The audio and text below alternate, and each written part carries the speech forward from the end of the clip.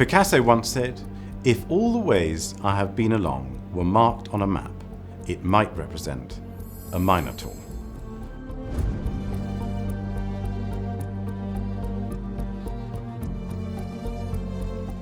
Part man, part bull, the Minotaur symbolizes the destructive nature of desire.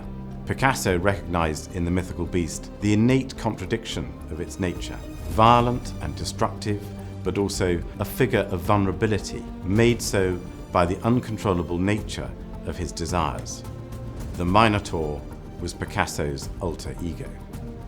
Bagnéres's Serenity, et Minotaur is one of the finest examples of these works, where we see the lines between mythology and autobiography blur.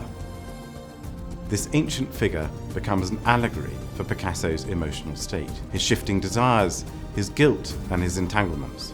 He also reimagined the identities of the women in his life on canvas, reflecting the twists, turns and turmoil of the relationships in his past and present. We see this as early as the 1920s, when Picasso was married to his first wife, Olga Khokhlova. We see her transformed into the classical ideal. Tête de Femme depicts Olga as monumental and timeless, shaped by the influence of Renaissance painting and ancient Roman and Greek sculpture. As one of 5 portrait heads executed in 1921, this work relates directly to one of Picasso's most iconic neoclassical paintings of the period, Trois femmes à la fontaine. However, by March 1937, when Bagnéres's Serenity, et Minotaur was created, Picasso's affections had moved on. The Minotaur carries a woman bearing the unmistakable features of Marie-Thérèse Walter, Picasso's current lover, whilst turning its head towards a siren in the sea who takes the form of Dora Maar, meeting his gaze from the waters below. This exquisitely rendered work registers the turmoil in Picasso's personal life at a moment of pivotal change. We see this here in the arresting pencil and ink portrait de Dora Maar, one of Picasso's earliest and most lovingly naturalistic depictions of Dora Maar. Her presence is direct and self-contained, a gaze unfaltering, her expression controlled, even enigmatic.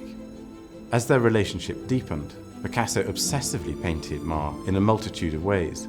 Captivated by her keen intelligence and regal beauty, she inspired an extraordinary stream of imagery which took his art in new directions. Buste Femme is one of the artist's most reverent, straightforward and affectionate portrayals of her, captured at their relationship's highest peak in May 1938. The group of Picassos from the Lewis collection offer an extraordinary insight into Picasso's life and art. From the earliest days of his first marriage with Olga to the tumultuous years where he was between Marie-Thérèse and Dora Maar, they show an extraordinary range both in Picasso's medium, technique, the way in which he represents the human form, but most critically how he reveals the emotional state that he was in at the time he was painting them. Nothing had a more profound effect on Picasso's life and art than the women he loved. They came to represent the entirety of his lived experience. In his world, they could be a monument, a mystery, or a mirror. But the artist, he is the Minotaur.